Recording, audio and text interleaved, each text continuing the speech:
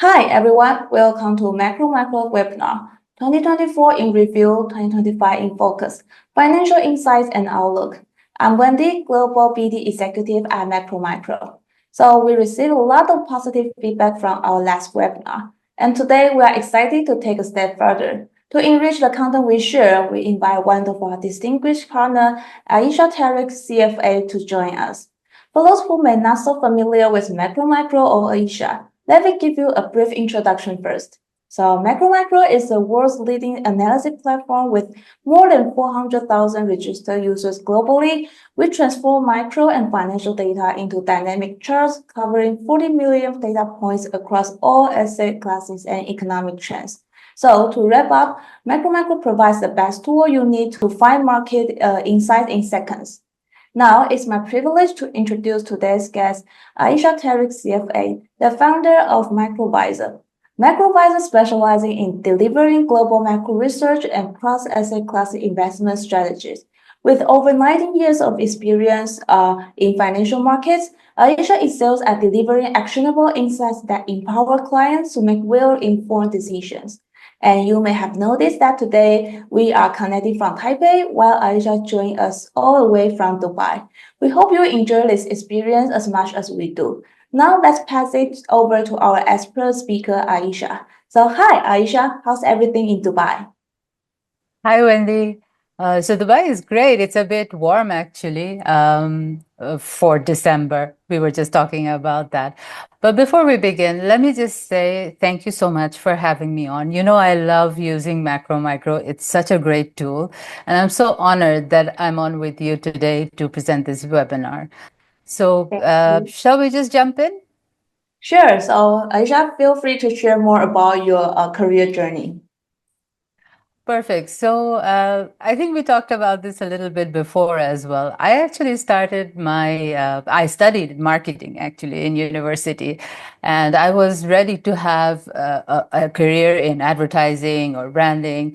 Very exciting. I didn't even think about finance at the time. But then after I finished university, I started looking around for a job, and I found a job at Standard Chartered. I joined Standard Chartered, and then 20 years later, I am now fully immersed in finance. So my job with Standard Chartered was in corporate banking, which was a very exciting job because I got to learn about different companies and different industries. And I think that's where my love came from, studying companies and looking at the macro as well. So I did that for about 10 years, and then I joined another bank for another 2 years. And then from there, one of my clients actually wanted to hire me. They were a big company with multi-billion asset portfolio. So it was a very interesting proposal, and I joined them as their chief investing officer. And it was an exciting job because we were always looking to invest in more things. So a lot of analysis and a lot of, looking around for different kinds of investments. And it was a great job, but at the end of the day, I wanted to do something for myself as well.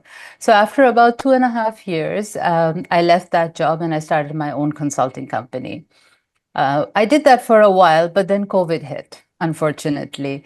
And so we were all at home, business was a little slow, and I started going on social media a lot. Over there, I got very interested in Twitter. I started tweeting and putting out posts.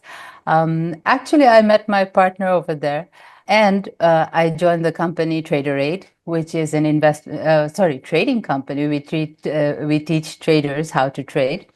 And then finally, in 2023, we started Macrovisor, which is the global macro research firm.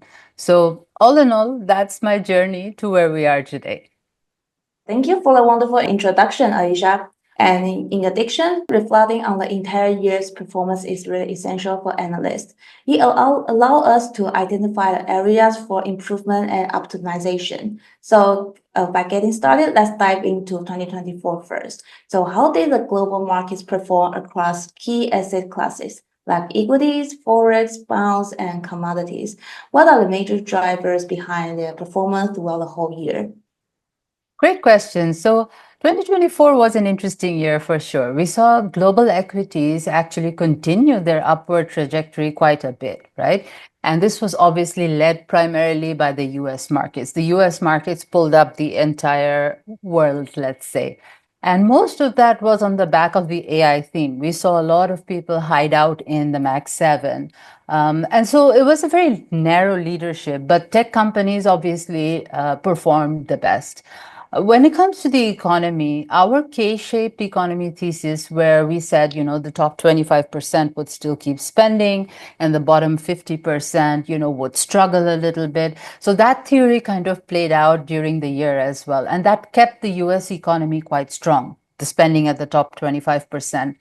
Add to that also government spending, which kept, things very strong.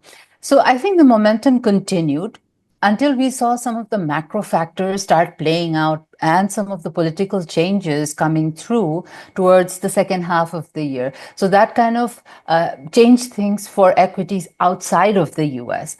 And the US market, it continues to, sort of go up. We broke 6,000 on the S&P 500. And I think we will continue to see upward movement in the US markets. Now, as we expected, major central banks started cutting. So the developed markets all started cutting.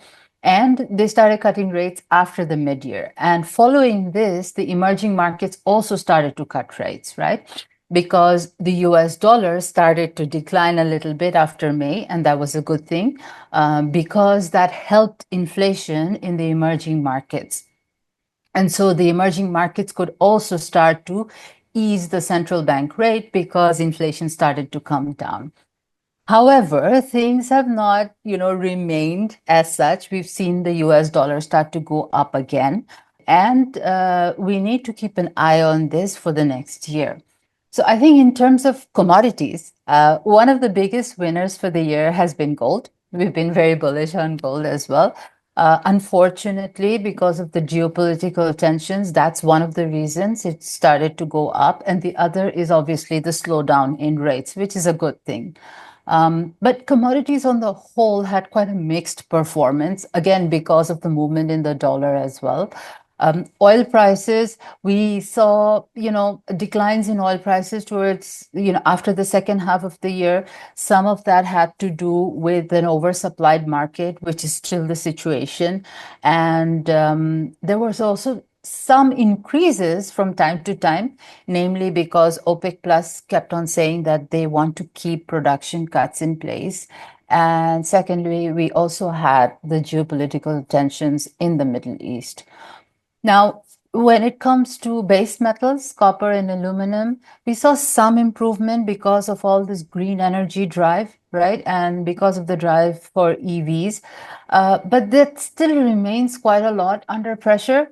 And especially if we're not seeing that demand coming out of China, I think base metals still have, nowhere to go, let's say.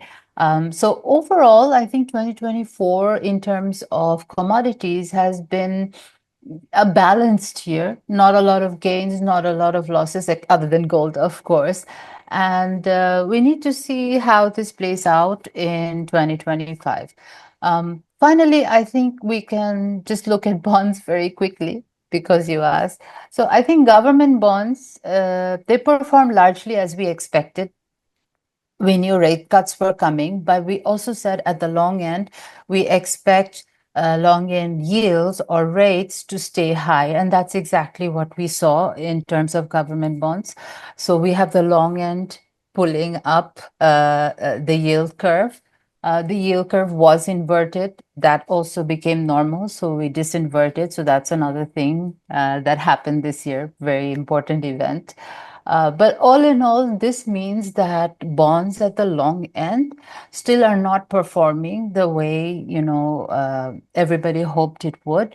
We're still seeing prices that are lower at the long end, while prices at the shorter end are still a little bit more stable.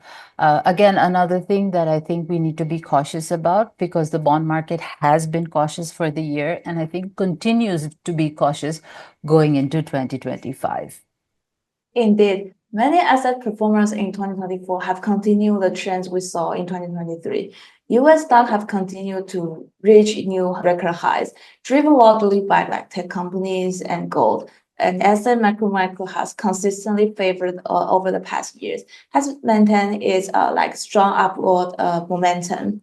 Also, to summarize, there are several trends that surpass expectation. And for me, the biggest surprise was the greater than anticipated impact of elections, particularly in countries like France, Japan, and the United States. So, looking at all these events, what surprise or unexpected events stood out for you in this year? So 2024 was definitely a year of quite a few surprises. I was going and looking back through our global outlook for 2024, and I saw that we did predict a few of the things, but at the same time, we were very, very shocked by a few of how things actually played out. So on the macro front, we did predict that the Fed will start cutting rates, but we definitely didn't think that they would do a big rate cut, a jumbo rate cut of 50 basis points. So that was a big surprise. It felt like the Fed got scared. Then we did predict that the Bank of Japan would start hiking rates. However, they started hiking quite aggressively and by much more than we expected. And we said that the carry trade would unwind, but wow, what we saw in August, the way that the markets aggressively sold off, this is something we definitely didn't expect. Now, as for China, that was another place of focus for us. We were talking about stimulus measures coming in. So we had hoped that more targeted stimulus measures would come, and we're seeing some of that. But most of it is directed towards the local government. And we didn't expect this large of a stimulus to be released to the local governments only.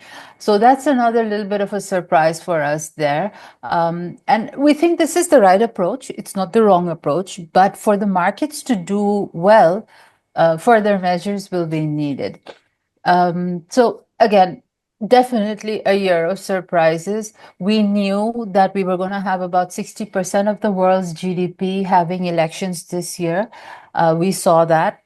But what we didn't expect was we knew that people wanted to change, but we didn't expect this sort of change, right? So, in many of the countries where leadership was kind of guaranteed, so for example, as you rightly mentioned, in Japan, in South Africa, they lost the majority, so the coalition government actually increased in power.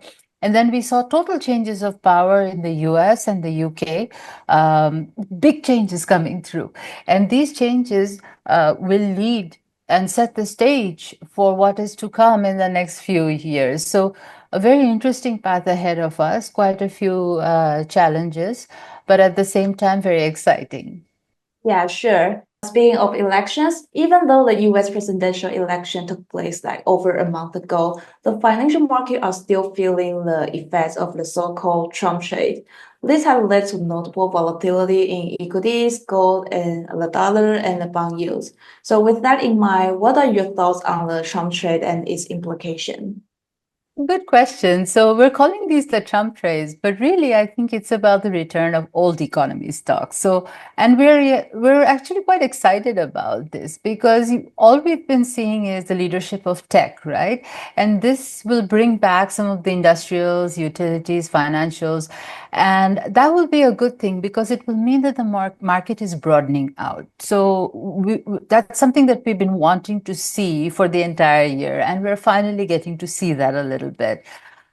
So I think it's a good thing. And then on the other hand, we have Bitcoin, obviously a little bit more of a speculative asset that's been doing very well because of proposed deregulation in the crypto industry.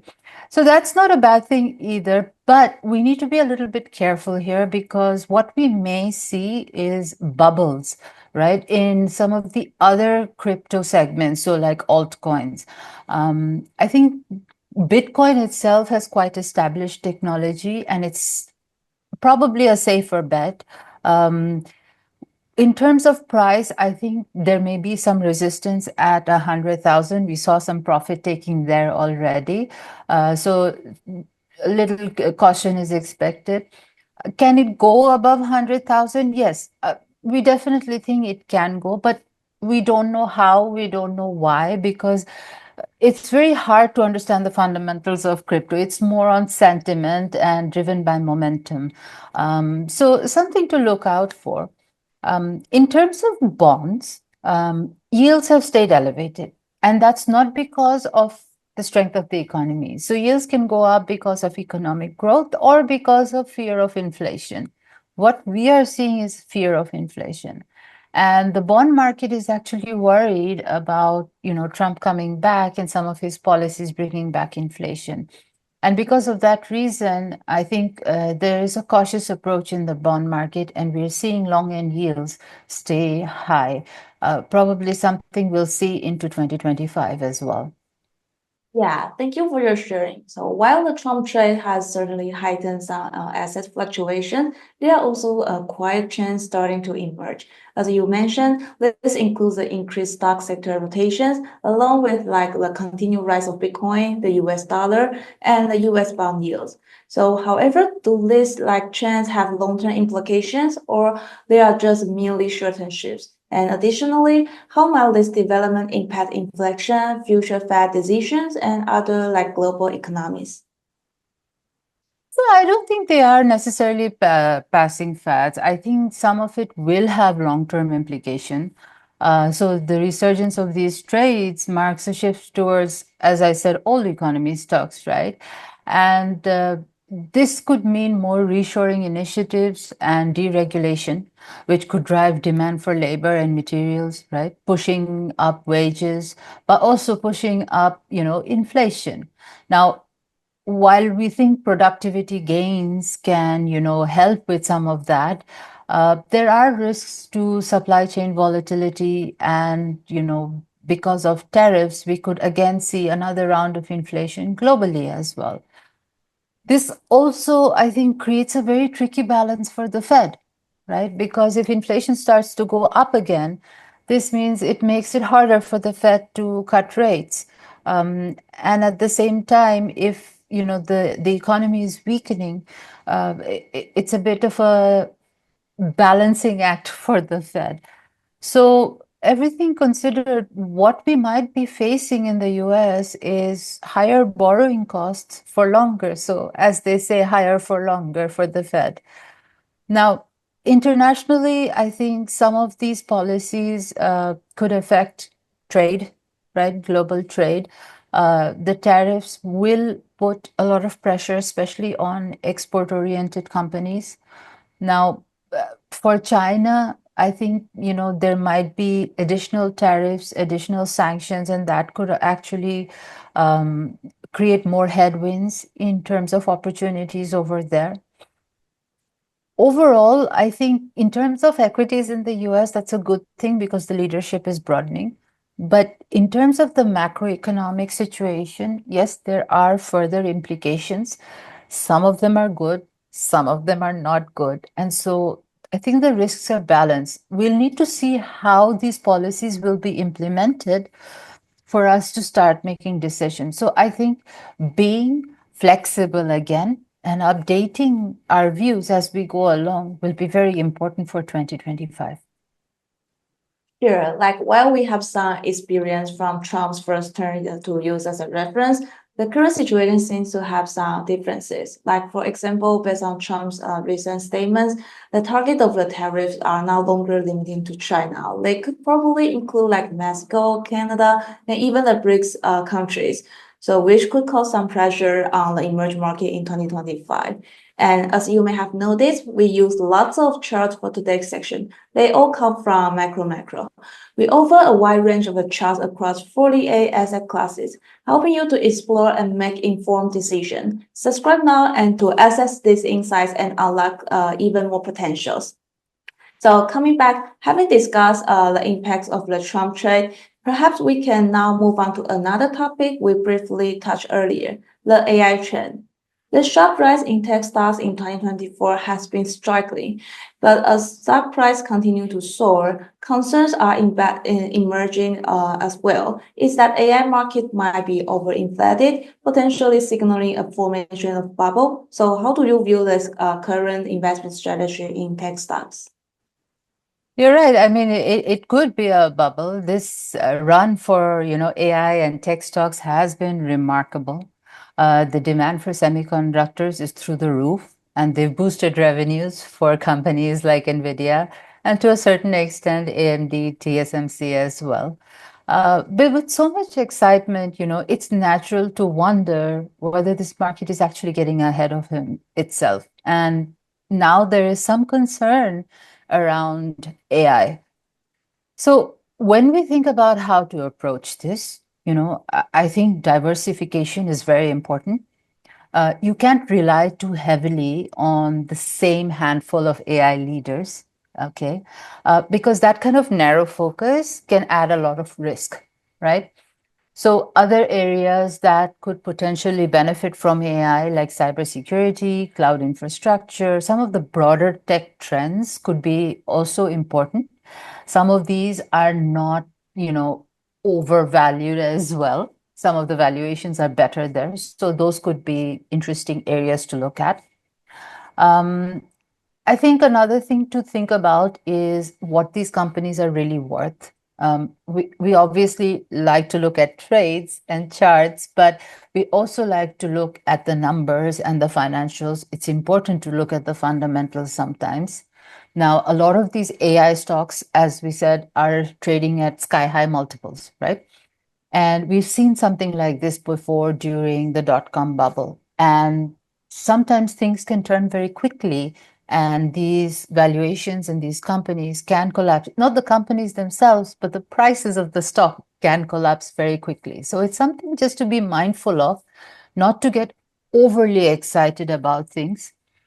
So for now, I think what makes sense is to sort of hedge against any kind of volatility that might come up. Options are a good way.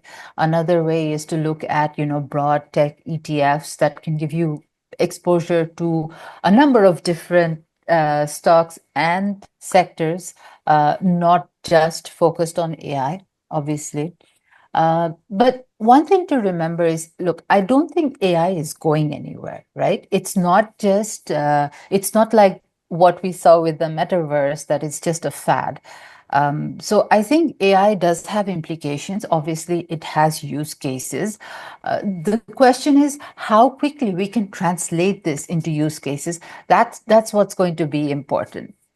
And lastly, as I've been saying again, there has been a shift in the US market to old economy stocks. So maybe this is also a good time to start looking at the rest of the market as the market starts to broaden out, to sort of balance the tech exposure and to balance risks in your portfolio.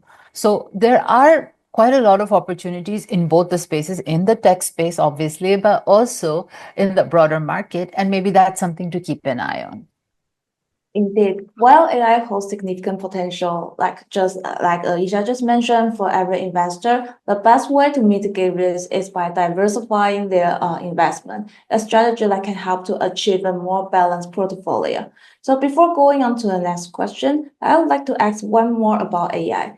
As AI-related charts are the most viewed content on Macro's website. So you mentioned there are some concerns about potential bubble forming in the AI space. Do you think there are any key indicators that you would serve as the warning signals? So it's very hard to say when a bubble will pop. But a few things that we would definitely look at is we want to continue to see growth in revenues and earnings. Okay. Margins are very important. We want margins to expand, not to contract. So margins contracting could be a warning sign. We want to look at valuations as well. Right now, valuations are quite stretched. But what we want to see is these valuations improving over time, right? So we want to see earnings grow so the valuations start to come down. And then when it comes to determining whether it's a bubble or not, we also want to look at investor positioning. Now, this is not always easy to gauge, but what we can do is we can see the larger market, and if we see bigger institutional investors start to decrease their exposure, that could be a troubling sign that the bubble may be popping. I know Macro Micro has some great charts in terms of, investor positioning. These are called the COT reports, and not everybody produces charts for the COT report. So that's a great, great place to check out on Macro Micro. Thank you so much for your sharing and valuable insight. So monitoring risk involves carefully analyzing key indicators, particularly those related to revenue, earnings, and margins within broader industry fundamentals. This approach aligns perfectly with Micro's core value and our new launch, the Industry Intelligence Hub. For example, you can easily compare and track revenue, profitability, inventory, and explore a comprehensive set of industry metrics all in one place. So be sure to check it out. Okay, that pretty much covers 2024. For those who you have been following on both Micro and Microvisor, you might have noticed that some trends we expected, whilst others took us by surprise. These unexpected changes are likely to have a bigger impact as we move on to the next year. So as we about to close out this year, we always like to ask this question to get a fresh perspective on next year. So if you had to sum up 2025 in one sentence or just a few keywords, what would they be? So again, our theme for the year is shifting sands, right? Because when we think about all the factors that may play out in 2025, we are left with a sense of uncertainty in terms of fiscal implementation, fiscal policy implementation, the resulting macro effects, and then the policy responses to that. So the central bank policy responses to that. So we enter 2025 with a backdrop of a lot of changes that has left us wondering about the path of next year. So we think things will be constantly moving, which is why we call it shifting sands. As we discussed, 2024 came with its own share of surprises and with so many changes to leadership. With a change in government, obviously comes changes to policies. And I think the US has the most vocal policies and the biggest changes probably. And with Trump back in the White House, we're in for unpredictable times. Yesterday, I asked on Twitter, what's the one thing that you're watching for 2025? A lot of people said Trump tweets. So we are expecting a lot of interesting developments, let's say, for 2025. And we want to see how the world will now respond to those changes. Yeah, sure. I will also focus on Trump's tweet as well. So the title shifting sands highlight the uncertainty that we are likely to face in 2025. As we've seen in recent years, while such volatility presents risk, it can also signal the emergence of new trends and potential investment opportunities. With that in mind, let's dive into the most essential part of today's section, the outlook of 2025. So let's start with the macro trends. Ayesha, what are your thoughts? So when we look at the macro trends, I think it's always helpful to look at it through a framework. And the framework that we like, and this is one of the most common ones, is to look at it through growth, inflation, and then policy. And when we say policy, we mean both fiscal and monetary policy, right? So for 2025, if we're looking at growth and inflation, we think growth is about to slow, while inflation may actually pick up towards the end of the year. So, but then when we're looking at growth, even though we're expecting a slowdown, we are not expecting a recession or recessionary levels of slowdown. And for the US, we actually think that we might see a soft landing. So, slowdown, but no recession. Now, in terms of the US itself, consumer and corporate balance sheets actually remain very, very strong, right? And debt burden ratios are low. But now, this thought about inflation coming back obviously presents a lot of new challenges.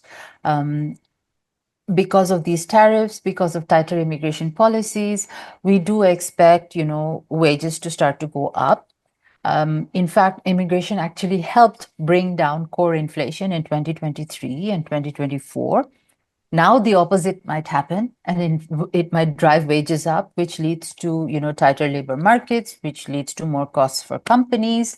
A lot of issues which can lead to inflation again. Now, the good thing is corporates are strong. They've just come out of an earnings recession.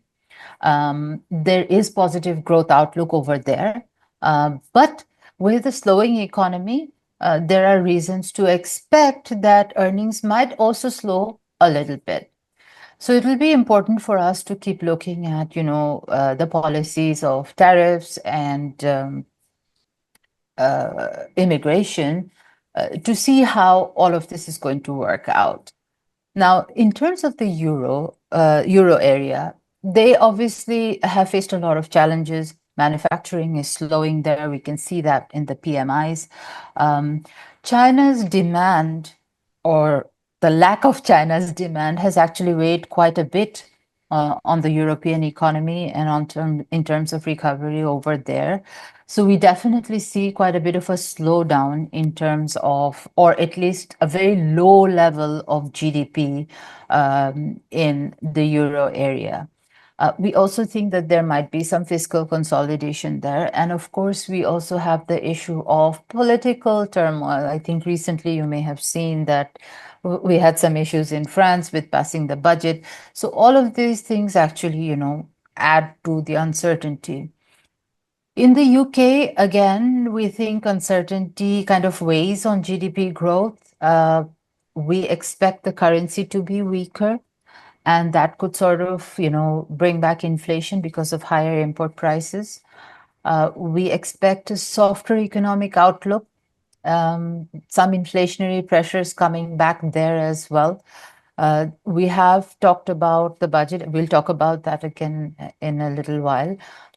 But all in all, I think for the euro area and UK, I think we remain neutral to underweight. I don't think that, this will be a super positive year for that region. Now, in terms of Japan, we think growth will moderate, but we think growth will remain positive, which is a good thing because we continue to see some fiscal impulse over there. And domestic consumption is getting stronger because of wage growth. But again, we need to look at exports and we need to see how this will weigh on, the markets over there. And then finally, for China, I think for China, the economic outlook remains very uncertain, right? It is mainly dependent on now the stimulus measures coming out from the government. If the government starts to put in stimulus measures that will boost consumption, that will definitely help with GDP growth. And this added threat of tariffs is actually weighing on GDP growth even more. So just yesterday, we saw Chinese bond yields fall to the lowest level, record low levels, below 2%. And one of the reasons for this is that the market is basically pricing in a decline in economic growth in China, which is why the bond yields fell. So I think China will be important to watch, and it will be very, very important to watch what the government is doing. So all in all, we'll have to look at the US policies, and then we definitely have to look at how the countries are responding. Now, in terms of fiscal policy, and I want to go through these a little bit more quickly. So as we discussed, all the policies will be changing, but we think that the fiscal dominance that we saw in 2023 and 24, so a lot of this government spending will start to decline a little bit, right? We think that can help with, the primary deficit coming down a little bit. However, the interest cost on government debt still remains very high. So that will continue to drive deficits in countries across the world. And this is for everyone, right? The implementation of tariffs and tax cuts for the US might become a reality towards the end of 2025. There will be some government spending in the US, and for sure it will be enough to avoid a recession. So, this is why we think there will be a soft landing there. Now, in terms of the budget in the US, that's a big issue that everybody keeps talking about, right? Hitting the debt ceiling and the budget limit and all these things. I think with a red sweep, it might be slightly easier to manage the debt ceiling issue and setting the budget. However, the House has a very narrow majority, so there may be some resistance coming from there.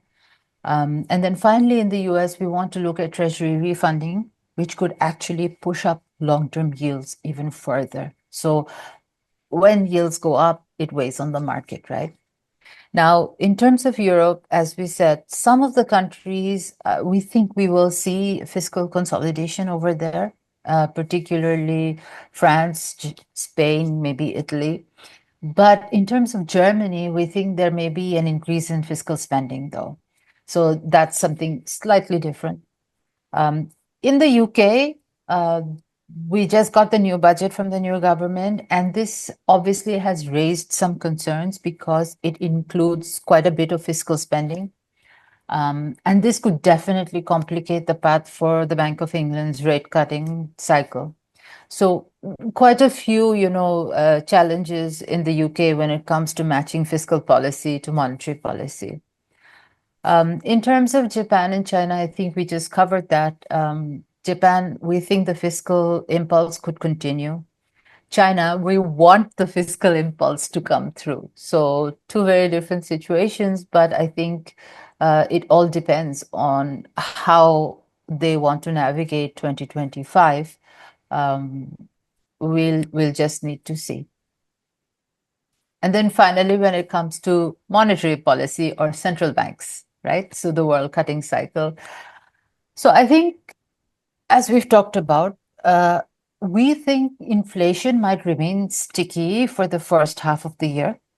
And then we expect inflation to start sort of maybe inching up towards the second half of the year, mainly because of all these policies. And if that happens, obviously, we expect a stronger dollar. We expect fewer Fed rate cuts. For the Fed, we think the Fed might do 2 rate cuts next year instead of 4.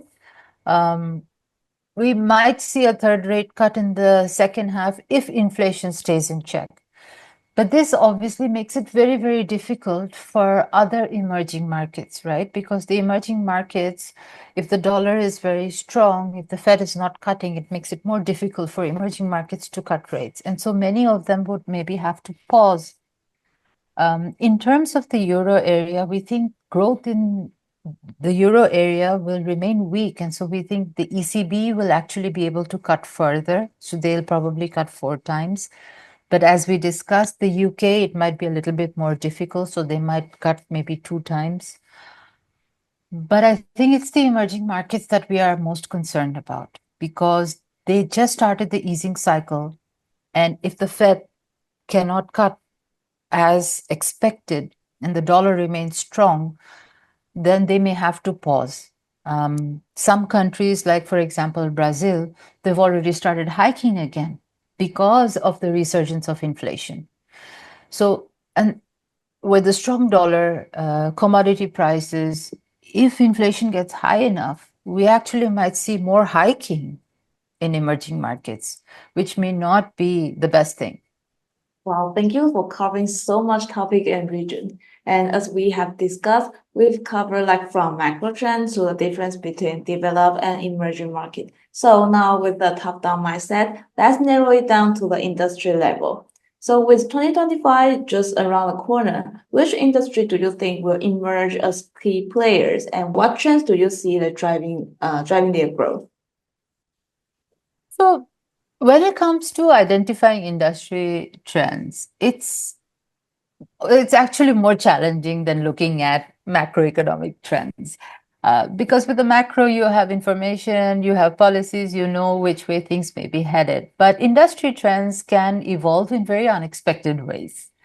So over the last couple of years, we've seen the key trends, which are AI, electric vehicles, transition to clean energy. And these trends are prominent, but it's not always guaranteed that these will continue. Now, as we discussed a little while ago, that for AI, the critical development will be the broadening out of applications. We need to see how much AI can be applied to everyday life, to productivity. And so, if this continues to happen, then we will see the trend take hold and continue further, right? And it will impact the broader market.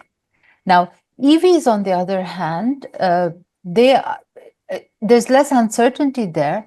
However, expansion is still a challenge. We've seen the US and European automakers, they've highlighted various kind of production challenges. They're not being able to produce cars profitably. And EVs will grow, but there might be, production bottlenecks which could slow things down a little bit. Now, in terms of new trends, predicting new trends is always very tricky, right? Because sometimes you don't know what could actually become a trend. So in 2024, I don't think any of us expected that weight loss drugs would become a huge, industry trend. But it was a very, very important theme for a while, and it still continues to be an important theme. So, it, themes can come from anywhere, right? What's important to remember when looking at these themes is not to try and front run a potential trend because trends take some time to take hold, right? And sometimes a trend might seem like very interesting, like we saw with the metaverse, but then it might just vanish. So I think it's very important, and a good approach is to kind of observe the trend for a while, see whether there is durability, whether there is broader application, and then think of investing in it.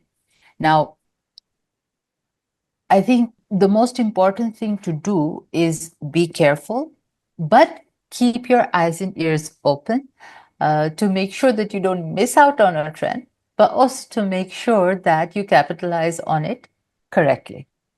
Yeah, sure. Thank you so much for the insight of the EV chart and also the AI topic. So, given the challenge of navigating growth in certain sectors, the need to balance risks with opportunities becomes very critical. So, after covering so much information, now we are going to move on to the highlight part of today. So, how we investor can narrow down to the next step, that is 2025 investment strategies. Sure. So I think when we look at 2025, we need to remember that there's going to be a lot of uncertainty, right? But still, we want to identify certain strategies for the markets. Now, so let's start with equities, right? We'll look at maybe developed equities first, developed markets first, and then emerging markets. So when we look at developed markets, obviously, let's start with the US. And for the US, we think US exceptionalism can continue. So we would continue to invest in the US. But this time, as we pointed out, it may not be driven only by tech, right? So that's a good thing. We think, with Trump back in power, we will see the market broaden out. So there will be various other sectors that we can kind of rotate to as well and to balance our risks also a little bit. So we like industrials, we like financials, and then we also want to look at a little bit of energy, anything, related to manufacturing and reshoring. These all follow the Trump policies. And then we're actually very excited for, tech to take maybe a little bit of a backseat this year, while all the other sectors maybe, start to do better. In terms of rates, bonds, I think we think yields will stay high. And so we want to look for investments also that will benefit from higher long-term yields. So we like to look at insurance, we like to look at utilities, and perhaps some industrial manufacturing companies as well. Now, in terms of the euro area, we've talked about how growth may slow. And we've talked about the ECB cutting rates, but we still think this international consumer demand can remain a drag. And so we would be cautious on equities in the euro area just because demand may be slowing there globally. In terms of the UK, we want to be neutral on the UK for next year because, yes, we think fiscal spending can support some of the equity performance, but we still need to see, sustained improvement in terms of earnings over there. Japan, we expect two more hikes from the Bank of Japan this year, and that could sort of lead to a stronger yen, which could weigh on export-oriented companies. So I think in Japan, the focus should be more on domestic companies and smaller cap companies, which will be driven by, domestic consumption, because that's where we see strength. Australia has a more positive outlook for equities, and this is supported by, the Reserve Bank of Australia will start cutting rates this year. So that could actually help equities quite a bit. But something to remember in terms of Australia is it's a very commodity-driven economy. And so, the impact of commodity prices might actually pose a risk to the market as well. So falling commodity prices could hurt stocks over there. Now, when it comes to emerging markets, this is where we are actually quite worried. We had quite a good run with emerging markets last year. We had quite a few picks there and they did well. But this year, we are very concerned about the stronger dollar and the negative impact that it could have on the economy in the emerging markets. And that could put pressure on equities as well. So we want to watch the Fed and how they cut, and therefore how emerging markets will respond. But all in all, we would be careful about emerging markets and take it one step at a time. In terms of bonds, we've been careful about bonds in 2024, and we want to continue to be careful about bonds in 2025. Everything that we've discussed today is about a rise in inflation, higher yields. So we think, bond prices will fall, and this will, or at least not increase. And this remains the case not just for developed markets, but also for emerging markets. So something to be very careful of. We think the bond markets could be subject to a lot of volatility. With every discussion of changes in policy or more tariffs or tax cuts, we will see bond yields move quite a bit. And that could make the bond market very volatile. So it's important to be very, very careful for bonds this year. In terms of bonds, we might look at some high quality corporate bonds with medium term tenors. Those might be a better place to sort of invest versus government bonds.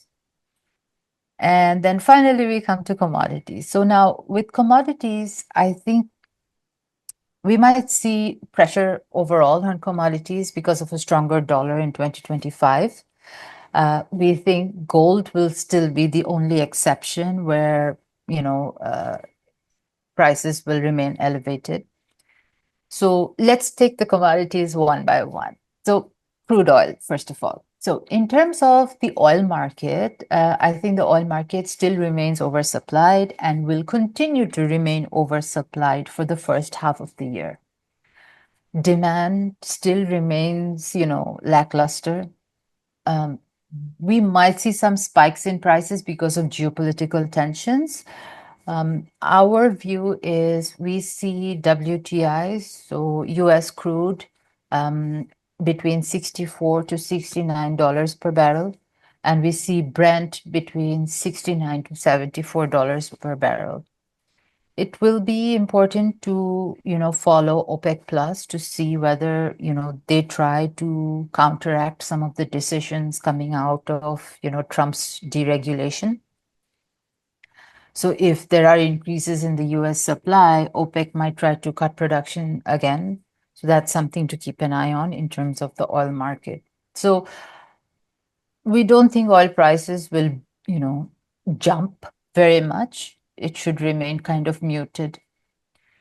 Now, in terms of metals, as we said, we think gold prices will still remain elevated, but we think it will remain kind of range bound, right?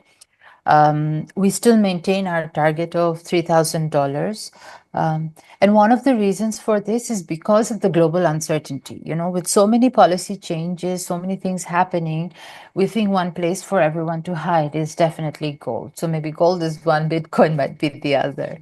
But we are sort of less bullish on some of the other metals because, again, we see a demand issue. And if there are sort of trade wars, that will also weigh on metal demand. Where we could see some demand come through is if many of these reshoring efforts and manufacturing initiatives by Trump starts to pick up, there we might see some demand. And then finally, agriculture. So I think we should have a better year for production because, weather conditions should improve this year in 2025. It should improve. However, because of these trade wars, they could actually impact, crop prices, right? Especially in the US. So for the US, we think that crop prices, so for example, soybeans and corns, prices may fall over there because there may be reduced export demand, and that could actually increase the domestic supply, putting pressure on prices. Now, in the past, we have seen Trump sort of give out direct subsidies to farmers to offset some of those trade war issues, and that policy may continue. But in the end, I think for the US, domestic prices might fall. But on the other hand, global agriculture prices actually might benefit from the trade wars and may actually increase. So a little bit of a dichotomy there.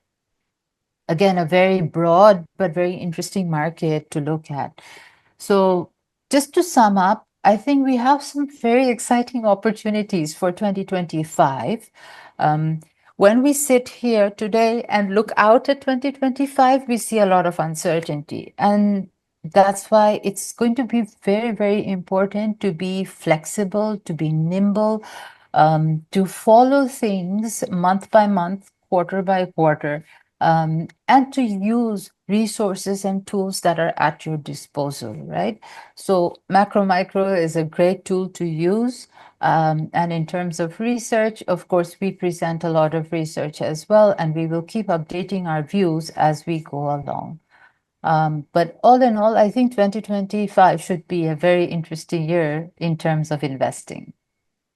Wow, that's so really informative. A huge thank to you, Ayesha, for sharing this incredible insights and expertise with us. So your perspective has truly enriched our understanding, and we are so grateful for the time and ideas you've shared. So as we wrap up, I hope you have a clear view of 2024 and what's ahead in 2025.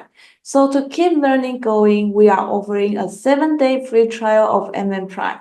Just scan the QR code on your screen and to start your trial now. And don't forget, you can secure a lifetime discount exclusively for webinar attendees.